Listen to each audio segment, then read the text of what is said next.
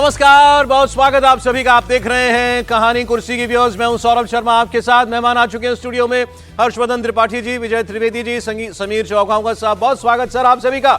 दिल्ली के चुनाव में अब घोषणाएं हो रही हैं। देखिए, अब तो चुनाव बहुत दूर रह नहीं गया और चुनावों की भरमार है, वादों की भरमार है, क्योंकि चुनावी बयार है। और इसमें आज तो अरविंद केजरीवाल और कंपटीशन जो है भाजपा के बीच में है। कांग्रेस पार्टी अपनी गारंटीज की घोषणा कर चुकी है। अरविंद केजरीवाल जी ने आज दो अहम बातें कही हैं। उन्होंने कहा है कि मैं छात्रों को दिल्ली की सभी बसों में फ्री राइड दूंगा अगर मैं चुनाव में जीत गया तो, और दूसरा, मेट्रो में भी बच्चों को जो है 50% डिस्काउंट के साथ टिकट मिलेगा। लेकिन इसके लिए चिट्ठी मोदी जी को लिखी है कि मोदी जी इसको लागू करें। समझेंगे इसको भी हम। और मोदी जी आज क्या करने वाले हैं? मोदी जी की पार्टी यानी भाजपा आज अपना संकल्प पत्र दिल्ली के लिए जारी करेगी। और यह देखना बड़ा इंटरेस्टिंग होगा, क्योंकि जिस स्तर पर जाकर घोषणाएं अरविंद केजरीवाल और अब तो कांग्रेस पार्टी भी कर चुकी हैं, उसका जवाब भारतीय जनता पार्टी कैसे देती है, किन योजनाओं से देती है, इस पर दिल्ली के चुनाव में बहुत कुछ टिका हुआ है। आप माने ना माने, अरविंद केजरीवाल का जो एक वोटर है वो वोटर है जो बहुत लाभ लेता है अरविंद केजरीवाल की सारी स्कीमों से। चाहे उसको बिजली मुफ्त मिलती हो, पानी फ्री मुफ्त मिलता हो, चाहे और वो तमाम तरीके की स्कीम है, वो तीर्थ यात्रा कराते हैं लोगों को, महिलाओं को बस में फ्री टिकट मिलता है, ये सारी बातें। और अब तो एक से बढ़कर 21 कर दिया उन्होंने हर चीज को।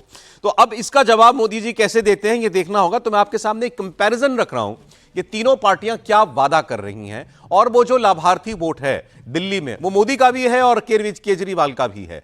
वो इस बार किसके वादे ज्यादा लुभावने उसको लग सकते हैं। तो जैसे अरविंद केजरीवाल क्या घोषणाएं कर चुके हैं अब तक, दो मैंने आपको बताई। ये खास तौर पर नौजवानों को, युवाओं को, स्टूडेंट्स को लुभाने के लिए मेट्रो और बस में डिस्काउंटेड राइड्स। इसके अलावा महिला तो फ्री राइड, उनको टिकट दिल्ली में लेना नहीं पड़ता बस में, वो वादा कर चुके हैं। इसके अलावा कि 18,000 पुजारियों को हम देंगे, सारी महिलाओं को, पात्र महिलाओं को 2100 रुपया महीना दिया जाएगा। संजीवनी योजना के तहत 60 साल से ऊपर के सभी बुजुर्गों को दिल्ली के हर सरकारी प्राइवेट अस्पताल में मुफ्त इलाज दिया जाएगा और 200 यूनिट फ्री बिजली दी जाएगी। कांग्रेस पार्टी ने जो गारंटीज लॉन्च की हैं वो सुन लीजिए। कांग्रेस पार्टी ने कहा कि हम महिलाओं को हर महीना 2500 रुपया देंगे। केजरीवाल के 2100 में 400 बढ़ाकर 2500 रुपया देंगे। इसके अलावा हर किसी को 25 लाख का हेल्थ बीमा, स्वास्थ्य बीमा मिलेगा। 300 यूनिट बिजली फ्री मिलेगी। केजरीवाल जी 200 यूनिट देते हैं, कांग्रेस ने कहा हम 300 यूनिट फ्री बिजली देंगे। 500 रुपए में सिलेंडर मिलेगा, तो महंगाई कम होगी आपके घर में। और जो नौजवानों को 8,500 का स्टाइपेंड मिलेगा हर महीना 1 साल के लिए, और उनको कंपनियों में अप्रेंटिसशिप कराई जाएगी। तो यह तो बात हुई कांग्रेस और अरविंद केजरीवाल की पार्टी की। मोदी जी अपनी पहली चुनावी सभा में लेकिन एक बात कह चुके हैं कि दिल्ली के अंदर जितनी भी स्कीमें चल रही हैं जिनसे लोगों को लाभ मिलता है, उसमें से कोई स्कीम हम बंद नहीं करेंगे। तो इसका सीधा मतलब तो यही है कि केजरीवाल जो स्कीमें चला रहे हैं उनको बीजेपी बंद नहीं करेगी अगर वो सत्ता में आई। इसके अलावा वो क्या देगी? माना जा रहा है कि महिलाओं के लिए ऐसी ही एक कोई स्कीम वो लेकर के आ सकती है, क्योंकि इसका नतीजा अभी अभी उसको महाराष्ट्र में मिला है। तो महिला, ये सबसे बड़ा फैक्टर आज के चुनाव में, आज हाल के दिनों में आपने देखा कि बन करके उभर चुकी है। लाभार्थी वोट, जातियों का वोट, हिंदू मुसलमान का वोट, इस सब से अलग, इन सारे पैरामीटर्स के ऊपर ओवरराइड करता हुआ एक वोट बन चुका है देश में, वो है महिलाओं का वोट। और मैं आपको डेटा के साथ वो समझाऊंगा कि हम क्यों कह रहे हैं। तो मोदी जी वो महिला वोटर जो उन्होंने महाराष्ट्र में जिसको अट्रैक्ट किया, देश भर में जब लोकसभा का चुनाव होता है तो वो वोट उनके पास आता है। वो वोट जो है मोदी जी के पास इस बार आएगा या नहीं आएगा। अब मैं आपको एक तुलना देता हूं, एक अंदाजा देता हूं कि जहां महिलाओं के लिए स्कीम लॉन्च होती है वहां पर वोटर कितना बढ़ जाता है, और जो सत्ताधारी पार्टी होती है या जो जीतती है उसको उसमें से कितना वोट मिलता है। एक स्टडी हुई थी सर, जिसमें बताया गया, एसबीआई की स्टडी थी कि 2019 की तुलना में 2024 में महिला वोटर्स देश के अंदर 1,80,00,000 बढ़ गई। 1,80,00,000 महिला मतदाता बढ़ गई 5 साल के अंदर देश भर में। और इनमें जो वोट ये बढ़ा है, इसमें बहुत ज्यादा वजह जो थी, बड़ी वजह, वो महिलाओं को लेकर जो स्कीमें चलाई गई वही थी। अब देखिए आप डेटा, पश्चिम बंगाल में 2020-21 में लक्ष्मी भंडार योजना शुरू की थी ममता बनर्जी ने विधानसभा चुनाव में। वहां महिला वोट जो बढ़ा पिछले चुनाव की तुलना में, वो था 29.1 लाख। ऐसे मध्य प्रदेश में लाडली बहन योजना शिवराज सिंह चौहान ने चलाई थी 2023 में, इसमें 28,30,000 वोट बढ़ गया महिलाओं का केवल। कर्नाटक की गृहलक्ष्मी योजना, जहां पर, और इन सब जगह जीतती वही पार्टी गई जिसने स्कीमें लॉन्च की, ममता बनर्जी जीत गई, मध्य प्रदेश में स्कीम लॉन्च की मामा जी ने तो वो जीत गए, कर्नाटक में कांग्रेस ने गृहलक्ष्मी योजना लॉन्च की, महिलाओं के खाते में सीधा पैसा डाला। 2023 में 13,70,000 वोटर बढ़ गया महिलाओं का। महाराष्ट्र में सबसे ज्यादा इजाफा हुआ है माझी लड़की बहन योजना। 2024 का चुनाव जो बीजेपी जीती बंपर तरीके से, 52,60,000 वोट बढ़ गया महिलाओं का। उसमें एक और इंपॉर्टेंट बात है कि जिन पार्टियों ने ये घोषणा की है उनका वोट महिलाओं का 5% बढ़ा है। मतलब ये तो नंबर ऑफ वोटर्स आप बता रहे हैं, महिला वोटर्स बढ़े इलेक्शन में पार्टिसिपेशन, लेकिन जिस पार्टी ने घोषणा की उसका महिला वोटर करीब करीब 5% बढ़ गया उन चुनावों में। बताइए, और बहुत बड़ा इजाफा है 5% वोट का।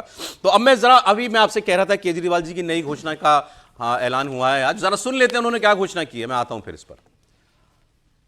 तो मैंने आज प्रधानमंत्री जी को चिट्ठी लिखी है कि हमें स्टूडेंट्स को 50% कंसेशन देना चाहिए मेट्रो के फेयर में, और इसकी वजह से जो खर्चा आएगा रियायत देने की वजह से, उस खर्चे को दिल्ली सरकार और केंद्र सरकार के बीच में 50% 50-50 के रेशो में शेयर किया जाए।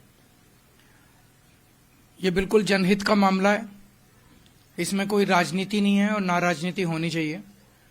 और मैं उम्मीद करता हूं कि हमारे बच्चों के लिए, युवाओं के लिए प्रधानमंत्री जी इसे जरूर स्वीकार करेंगे, और चुनाव खत्म होने के बाद हम बसों में फ्री बस सफर कर देंगे स्टूडेंट्स का, और मेट्रो के अंदर 50% कंसेशन बच्चों को हम देंगे। गजब बात है केजरीवाल साहब की। मोदी जी को चिट्ठी लिख के कह रहे हैं कि ये मेट्रो में डिस्काउंट मिले बच्चों को, और इसका खर्चा हम और आप आधा आधा बांट लेते हैं, आधा आधा वोट भी बांट लो, फिर आधा पैसा मोदी जी देंगे तो वोट भी आधा आधा बांटो। गजब, मतलब मान्यता लोग जो भी चुनाव में आज क्रेडिट हो गया कि मैंने तो घोषणा कर दी जी, मोदी जी नहीं मान रहे तो हाँ मैं तो दे रहा था, मोदी जी नहीं मान रहे। गजब बात है साहब। हर्षवर्धन जी, देखिए लोग, मतलब मैं भी मानता हूं कि लोकतंत्र से सुंदर कुछ नहीं होता। लोकतंत्र किसी को भी अधिकार, अवसर, एक तरह से कहें कि नीचे खड़ा आदमी भी सबसे टॉप पर जाने की कल्पना कर सकता है। कोई एक परिवार नहीं, सामान्य व्यक्ति भी पहुंच सकता है, मोदी जी के संदर्भ में चाय वाला। लेकिन आप सोचिए, राजशाही और अभी की जो लोकशाही है कहाँ पहुंचा दिया हमने। क्या कल्पना की थी हमारे संविधान निर्माताओं ने। अब अभी प्रयागराज में महाकुंभ चल रहा है तो सम्राट हर्षवर्धन आते थे, अपना वस्त्र तक दान कर देते थे, अपनी बहन राजश्री से वस्त्र लेते थे और फिर राज चलाने चले जाते थे। वो कहते थे कि जो मैं कमा रहा हूं ये जनता के पास सब जाना चाहिए। ये उस लिहाज से काम करते थे, यानी अपने पास जो संपत्ति है वो भी वो दान करते थे। खजाने में जो रहता था, जो सरकार की योजनाएं वो सब तो चलती ही चलती थी। अब ये क्या कह रहे हैं? ये कह रहे हैं कि चुनाव सर पर आ गया, हमारा क्या हुआ वो छोड़ दो, हम तो शीश महल की लड़ाई लड़के हार गए, मिला नहीं बंगला। हमारी जो सुविधाएं हैं वो सब तो जैसे चल रही चलेंगी, लेकिन अब चूंकि चुनाव आ गया है तो हमें 18,000 का ऐलान करना है, हमें 2100 का ऐलान करना है, हमें स्टूडेंट के लिए 50% का ऐलान करना है। और वो कब है? जब 10 साल से भाई साहब को कोई हाथ पकड़ने वाला नहीं था। जो 3 विधायक पहले और 8 विधायक बाद में भारतीय जनता पार्टी थे, उनको मार्शल ऐसे पकड़ता था और उठा के धकिया के बाहर कर देता था। मतलब आप समझिए कि अगर दिल्ली विधानसभा का सही सही देश को चित्रण किया जाए तो पता नहीं दुनिया में कोई ऐसी तानाशाही वाली सरकार होगी। लोकसभा आप देख के कहते हैं कि अरे देखो बड़ा अत्याचार हो रहा है, इतने को सस्पेंड कर दिया। वहां पूरे सत्र में यही भाई साहब ने किया। मतलब जो अभी रामनिवास गोयल जी जो ज्यादा उम्र के हो गए तो इसलिए नहीं लड़ रहे हैं, तो उनका काम ही यही होता था, कहते थे कि निकाल के बाहर करो, मार्शल उनको निकाल के बाहर कर देता। अब वो अरविंद जी कह रहे हैं कि मोदी जी 50 पैसा आप दो, 50 पैसा हम दे, तब बात बनेगी। अरे भाई, आपकी सरकार जब तक थी तब तक कुछ तो सोचा होता। चलो हमने 50 कर दिया और हम कह रहे हैं कि मोदी जी को 50 देना चाहिए, तो आज ये बात गंभीर लगती हम लोगों को भी। भले मैं तो फ्री बीज का सख्त विरोधी हूं, चाहे मोदी दे, चाहे केजरीवाल दे, चाहे कोई और दे, लेकिन तब शायद हमको ये कहना पड़ता कि देखिए भाई, केजरीवाल ने दांव अच्छा चला है। ठीक है, अब तो लग रहा है कि ये दांव नहीं अच्छा चला है, ये खेल में विशुद्ध बेईमानी पर उतर आए हैं। अब वो बेईमानी आज के समय में जनता समझ रही है या फिर मान जाएगी कि नहीं नहीं अरविंद जी तो हमारा भला करना चाह रहे हैं। इतने आप, जब मैं वापस महिलाओं वाली बात पे आ रहा हूं, आप मानते हैं ना आज की तारीख में महिला वोटर सबसे बड़ा वोट? बिल्कुल बिल्कुल, निश्चित तौर पर। मैं तो इसको कई बार और देश भर में ये वोट मोदी जी का है। आपको महिला तय करती है, हमको महिला तय करती है, तो अब तो वो पहले वो घर में तय करती थी, सरकार अब राजनीतिक तौर पर सरकार तय करती है। और देश भर में ज्यादा वोट महिलाओं का मोदी जी को मिलता है। अभी तक तो यही मिलता आया, बिल्कुल राज्यों में मिल रहा है, जहां जहां बीजेपी जीती है वहां दिखता है। तो दिल्ली में लेकिन वो वोट केजरीवाल का है, अभी तक वो वोटर केजरीवाल का भी था। आप अगर रैंडम सैंपल भी करेंगे ना, कभी किसी महिला के बीच में चले जाइए, 10 महिलाओं से बात कीजिए, तो आपको केजरीवाल की योजनाओं की तारीफ करने वाली महिलाएं मिल जाएंगी। लेकिन मेरी समझ में सर एक बात अभी तक नहीं आई, और हमने एक कॉन्क्लेव किया था, उसमें आम आदमी पार्टी के जितने नेता है सबसे ये सवाल पूछा कि आप मुख्यमंत्री भी थी, ये महिलाओं वाली योजना जो आप 2100 रुपए कह रहे हो हम देंगे, दी क्यों नहीं, दी शुरू क्यों नहीं कर दी इन्होंने? भाई महाराष्ट्र में शुरू कर दी बीजेपी ने एमपी में शुरू कर दी थी, झारखंड में शुरू कर दी हेमंत सोरेन ने, पैसा डाल दिया अकाउंट में। दिल्ली में आपके पास टाइम था, केजरीवाल जी जेल से आप बाहर आ चुके थे, आतिशी मुख्यमंत्री बन चुकी थी, उस बात को 2-3 महीने हो चुके थे, आप चाहते तो पैसा डाल देते, उसका फायदा मिलता, क्यों शुरू नहीं किया? दिस इज बियॉन्ड मतलब कॉम्प्रिहेंशन। नहीं, उसको कॉम्पनसेट करने के लिए उन्होंने 1000 से 2100 रुपए कर दिया ना, कि चलो भूल चूक माफ, हवा में है ना, लेकिन भूल चूक लेनी देनी, ये अगर किसी की जेब में आ गया होता तो वो उसका बड़ा असर, वो अलग बात होती, उसका बड़ा असर होता। लेकिन जैसे आज वो इस वादे में वो कांग्रेस भाजपा तीनों बराबर खड़े हैं, लेकिन देश भर में जैसे महिलाओं का वोट मोटे तौर पर नरेंद्र मोदी जी के साथ है और बड़ा बदलाव हुआ, बल्कि ये कहना चाहिए 2014-2019 के चुनाव में जो भारतीय जनता पार्टी की जीत है उसमें महिलाओं के वोट की बड़ी हिस्सेदारी है, बड़ी भूमिका है, हिस्सेदारी से अलग सवाल है। लेकिन दिल्ली में केजरीवाल जो हैं उनके पास महिला वोट है मोटे तौर पर, और इसीलिए उनकी ताकत वो बनी हुई है। देखिए, हम लोग भले ही मजाक में कहते रहे कि महिलाएं तय कर रही है नहीं कर रही हैं, लेकिन देश में पिछले 20 साल में पूरा का पूरा जो वोटिंग पैटर्न है ना वो बदल गया है। 20 साल पहले 30 साल पहले सरपंच जो है ना गांव में वो तय करता था कि वोट किसको डालना है, किस पार्टी को डालना है।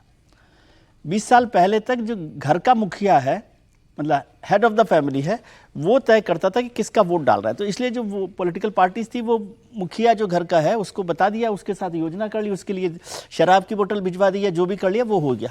लेकिन अब वो बदल गया और अब महिलाएं खुद डिसाइड कर रही हैं, और फैमिली में ये होने लग गया कि मेल्स अलग वोट कर रहे हैं, फीमेल्स अलग वोट कर रही हैं। मैंने कह दिया भाजपा को वोट करना है तो जरूरी नहीं मेरे घर की महिला जाके बिल्कुल वो नहीं होगा कि ऐसा होगा। तो इसलिए सारी पॉलिटिकल पार्टीज का फोकस महिलाओं पर हो गया। मैं आपसे जानना चाह रहा हूं, दिल्ली में अभी भी केजरीवाल के पास उनकी घोषणाओं में वो एक्स फैक्टर है क्या, योजनाओं में, कि महिला उनके पास महिला वोटर आकर्षित हो?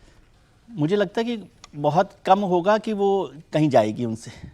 आज भी उनके महिलाओं की पहली पसंद अरविंद लेकिन ये आपकी इस बात से सहमत हूँ, यदि ये जो 2100 रुपए या 1000 रुपए का जो था वो पैसा चला जाता तो और ज्यादा ग्लू के साथ और ज्यादा मजबूती के साथ उनके पास होता। और पिछले 10 साल में उन्होंने महिलाओं का ये वोटर अर्न कर लिया है। मैं आता हूं सर इस खबर पर, एक ताजा खबर मैं आपको दे दूं। सैफ अली खान पर जो हमला हुआ मुंबई में उनके घर पर, उसके सिलसिले में एक खबर है। इस हमलावर की नई तस्वीर जारी की गई है, और ये नई तस्वीर जो है ये दिखाई दे रही है रात के 1:38 की, जब ये सीढ़ियां चढ़ता हुआ दिखाई दे रहा है। जो फायर एस्केप था, जो सीढ़ियों से उनकी 10वीं या 12वीं मंजिल के फ्लैट तक ये पहुंचा, ये देखें, इसमें सीढ़ी चढ़ता हुआ ये, और बिल्कुल चोर की तरह झुकता झुकाता, मेरी शक्ल किसी को ना दिख जाए, सर पर भी कुछ इसने कपड़ा बांधा हुआ है, 2:38 पर उतरते हुए और बाद में फिर उतरते हुए। अच्छा, आप अंतर देखिएगा, जब सीढ़ी चढ़ रहा है तो चेहरा वगैरह सब ढका हुआ है, अब उतर रहा है, ऊपर हाथापाई हो चुकी है, तो ये हड़बड़ाहट में है और भाग रहा है उस वक्त केवल, तब इसको चेहरे का ख्याल नहीं रहा, तब तो उसको बचना था ना, भागने की कोशिश में। लेकिन ये भी इतनी सिक्योरिटी वाली बिल्डिंग है, जब सीसीटीवी सारे मॉनिटर होते हैं हर फ्लोर पे, तो ये जब वहां से चढ़ रहा होगा तो सिक्योरिटी गार्ड क्या कर रहे थे भाई? मतलब ये भी देखने वाली बात है कि एक व्यक्ति जब सीसीटीवी कैमरे में दिख रहा है, जब जांच हुई, तो सिक्योरिटी वालों का तो ये जिम्मेदारी है। और बैग लेके देखे आए पूरा, वो पूरी बैग लेके आया था, वो पूरी सामान भर के जाऊंगा, बिल्कुल वो पूरी तैयारी से आया था, लूटपाट करने जिस हिसाब से आया था। और बहुत आज तो खैर बुलेटिन भी जारी हो गया है कि अब खतरे के बाहर है सैफ अली खान, अब उन्हें एक प्राइवेट वार्ड में शिफ्ट कर दिया। लेकिन डॉक्टर ने बताया कि अगर सिर्फ थोड़ा सा ज्यादा घाव हो जाता तो पैरालिसिस होने तक की स्थिति उत्पन्न हो जाती, 2 mm तक भी हो जाता। तो ईश्वर की बड़ी कृपा रही कि मतलब वो एक आदमी की चोरी किसी की मतलब दिमाग में ऐसी खुरापात उपजी और एक आदमी की जान चली जाती है, मतलब अपाहिज होने की स्थिति में आ जाते हैं। मुझे लग रहा है ईश्वर की कृपा रही कि वो बच गए। अब बांद्रा से पुलिस ने पकड़ा है, संदिग्ध को पकड़ा है, अभी ये तय नहीं हुआ है कि वही व्यक्ति है कि नहीं, क्योंकि उसका ये बिल्कुल एक वेल प्लान्ड चीज दिखाई दे रही है ना। कुछ लोगों को लग रहा था कि नहीं कैसे हुआ होगा, ये नहीं, वो बिल्कुल तैयारी उसे मालूम था कि मुझे किस फ्लोर पे जाना है, सैफ अली खान किस मकान पे रहते हैं और मुझे कैसे वहां पहुंचना है। 12वीं मंजिल पे गया, लेकिन बाकी कहीं उसने ऐसी कोशिश नहीं की। वो पूरी तैयारी से आया था कि जिस मतलब सैफ अली खान के घर में जाना है, वो पूरी रेकी करके आया था। उसे पूरी जानकारी थी। कितना मिनट हुआ सर? देखिए 1:38 पे ऊपर जा रहा है, 1 घंटा है, पूरा 1:38, यानी इधर 22 मिनट हुआ और उधर 33 मिनट। हाँ, 22 और 33। घर में घुसने में उसे कम से कम 20-25 मिनट लगे होंगे, क्योंकि मेन गेट से वो घुसा 1 घंटा लगा इस सब में। बिल्कुल। उसको मतलब वो घर में करीब घुसने करीब में आधा लंबा समय घंटा लगा जो है होगा। 20 मिनट 25 मिनट रहा है, इसका मतलब वहां पर, क्योंकि 1:38 पर यहाँ से चल रहा है, कौन से फ्लोर पर है और वहां पर पहुंचा है। दहशत हो जाती है सोच के कोई आपके घर में चाकू लेकिन लेके मैं रात को समझ रहा घुस जाए, हूँ कि छोटे ये बच्चे हैं, चलो बच्चों ये के फायर कमरे में स्केप घुस गया तो वो। समझ में आता है, लेकिन वो रूम के अंदर कैसे एंटर हुआ है? नहीं, उसे घर के अंदर के बारे में जानकारी नहीं था। इतना बड़ा घर है, 8 से 10 कमरे हैं, सर्वेंट नहीं रूम के कमरे घर के अंदर ही कैसे गया? कैसे हाँ, गया, घर मैं के वो अंदर बात के कर लिए रहा हूँ, वो सबसे- बात कर रहा हूँ। ये सबसे तो बड़ी फायर बात स्केप है। तो खुला हुआ होता है ना, बिल्कुल। और सीसीटीवी कैमरा सर जो है वो वहां पर जो बैठे हुए लोग हैं वो कोई उस तरह के लोग थोड़ी है। सिक्योरिटी, वो सिक्योरिटी गार्ड है कि नहीं, वो अगर केवल पुलिस के पास सीसीटीवी ये है, तो इसलिए पुलिस के होता है पास कि ये भी कभी ये जानकारी हो होगी। जाए तो आपको जानकारी तो वो मिल घुसा जाए। कहाँ से? वो कोई 24 घंटे मॉनिटर थोड़ी कर रहे होते हैं सीसीटीवी को। अगर वो मेन गेट से घुसा होता तो अब तक पुलिस की जानकारी आ जाती कि भाई मेन गेट से वो आप लोग कह एंटर रहे हो रहा हैं है। कि सब साफ हो गया, मुझे तो अब ज्यादा इसमें भ्रम पैदा होता हुआ दिख रहा है। क्यों? क्या अभी तक सैफ अली खान के परिवार ने या पुलिस ने बता दिया कि ये संदिग्ध कौन है और इसकी क्या क्या पहचान है, इसका मोटिव क्या था? अगर इसकी पहचान सामने नहीं आती है तो ये मामला गंभीर हो जाएगा कि ये इनके परिवार का कौन जानने वाला था। और कल से मैंने करीना कपूर खान का स्टेटमेंट पढ़ा, उसमें वो कह रही कि मीडिया वाले और पपराजी वो हमारे परिवार की प्राइवेसी में न घुसें। अब ये बड़ा विचित्र होता है, देश उनके पति की सुरक्षा की कामना कर रहा है, मीडिया को तो हर कोई पहला मौका पाते ही जिसको कहते हैं कि विलेन बनाने में लग जाता है।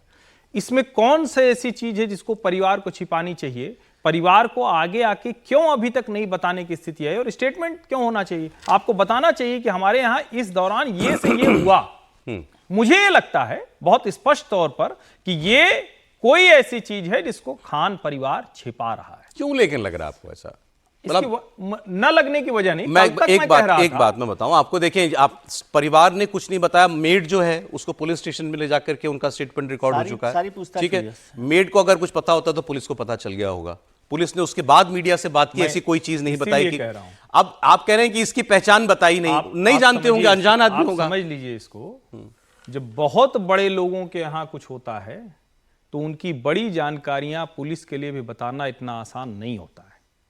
और मैं कल जब कहानी कुर्सी के में शो पर था, यही बात हो रही थी, तो मैं बिना किसी हिचक के कह रहा था कि ये बड़ी चूक है, बड़ी गड़बड़ है, ये पूरा लॉ एंड ऑर्डर से जुड़ा हुआ मसला है, इस पे सरकार की जवाबदेही बनती है। लेकिन कल से मैं प्रयास कर रहा हूं कि इसमें कुछ स्पष्टता है। आप और जो- ये हिंट कर रहे हैं कि याद इस परिवार इस आदमी को जानता था। बिल्कुल। और जब कोई मामला जो है ना, कोई चीज छिपाने की नौबत आने लगे, आप कहेंगे नहीं नहीं अभी थोड़ा हम बात नहीं करेंगे, ये हो हमला हुआ है, इसमें कोई संदेह इसको नहीं। छुपाना क्यों मान रहे हैं आप अभी से? इसमें छुपाना क्या है? 24 घंटे बीत देखिए, गए। एक तो यह है कि उस सैफ अली परिवार पर ने कोई जानकारी क्यों सीधे नहीं हमले दी? की बात डेढ़ नहीं तक क्या हुआ? वो पुलिस को बता रहे हैं जो बताना है उन्हें। नहीं, पुलिस को तो बता रहे हैं, हाँ, लेकिन तो आपको पूरा क्या देश बताना? उनकी जानकारी नहीं, चाह नहीं, रहा है। और उसमें दूसरी पुलिस बात- ने भी नहीं बताया। नहीं, पुलिस भी क्यों बताया आपको?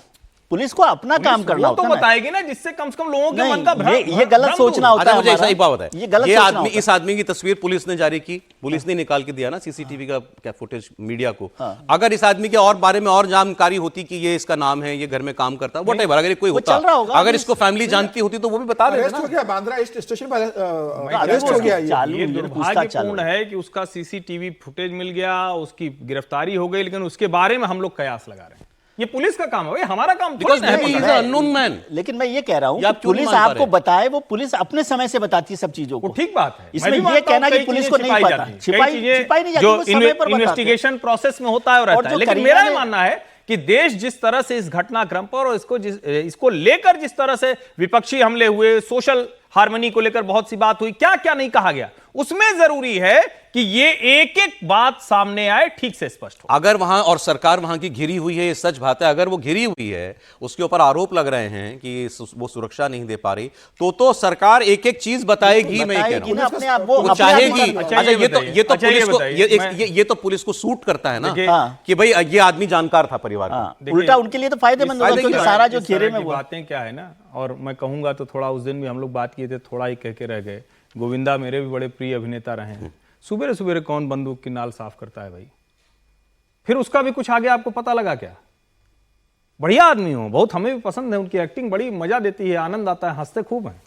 मैं ये कह रहा हूं कि क्या जो कुछ आम जनता जैसे देख सोच रही है और यहां जो हुआ है उसमें फर्क है? मेरा मानना है कि अभी तक फर्क दिख रहा है। पुलिस कह देगी कि ये हुआ है, मैं वो स्वीकार कर लूं।